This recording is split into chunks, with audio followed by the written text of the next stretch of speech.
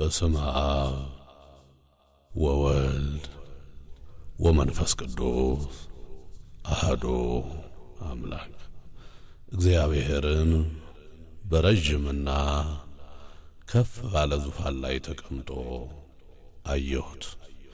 ምስጋናውም ቤቱን ሞልቶት ነበር። ትንቢተ ኢሳይያስ ምዕራፍ 6 ቁጥር 1።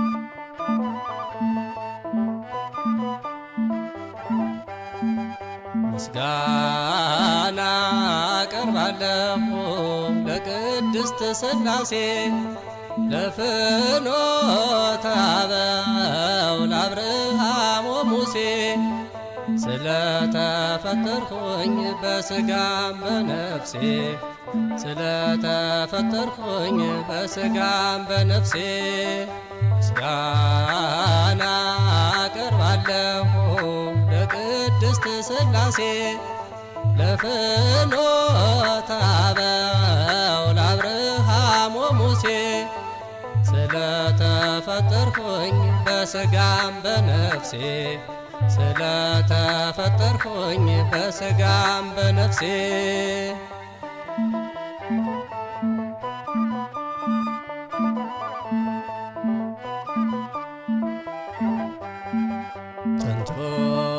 ጥንቱንም ዓለምን ሳይፈጥር በመንግሥቱ ነበረ እግዚአብሔር ከሦስቱ አካል አንዱ ከሰማያት መጥቶ ከድንግል ማርያም ቢወለድም ከቶ መንግሥቱ ይኖራል ለዘላለም ጸንቶ። ምስጋና አቀርባለሁ ለቅድስት ሥላሴ ለፍኖተ አበው ለአብርሃም ወሙሴ ስለተፈጠርኩኝ በሥጋም በነፍሴ ስለተፈጠርኩኝ በሥጋም በነፍሴ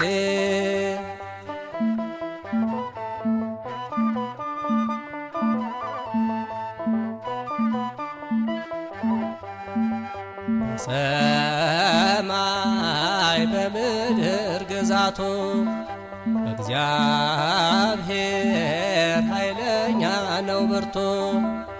ዓለምና መላው ሁሉም ገንዘቡ ነው። በአንድነት ሦስትነት ጸንቶ የሚኖር ነው። ሁሉ ይቻለዋል የለም የሚሳነው። ምስጋና አቀርባለሁ ለቅድስት ሥላሴ ለፍኖተ አበው ለአብርሃም ወሙሴ ስለተፈጠርኩኝ በሥጋም በነፍሴ ስለተፈጠርኩኝ በሥጋም በነፍሴ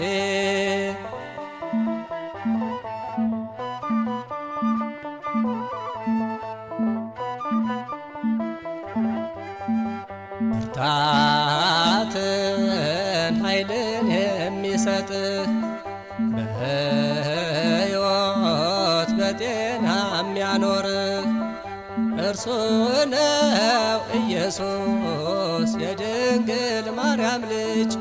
ተፈተሃልና በእርሱ ከጠላት እጅ ፈጣሪን አመስግን ስማኝ እናቴ ልጅ። ምስጋና አቀርባለሁ ለቅድስት ሥላሴ ለፍኖተ አበው ለአብርሃም ወሙሴ ስለተፈጠርኩኝ በሥጋም በነፍሴ ስለተፈጠርኩኝ በሥጋም በነፍሴ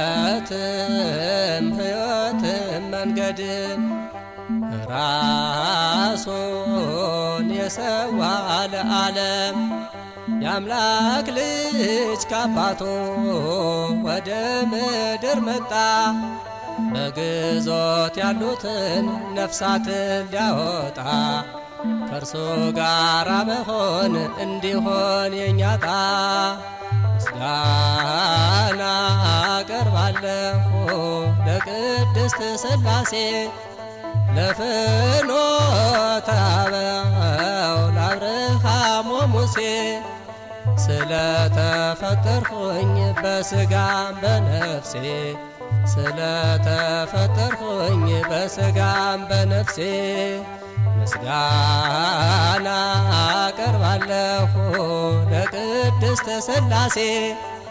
ለፍኖተ አበው ለአብርሃም ወሙሴ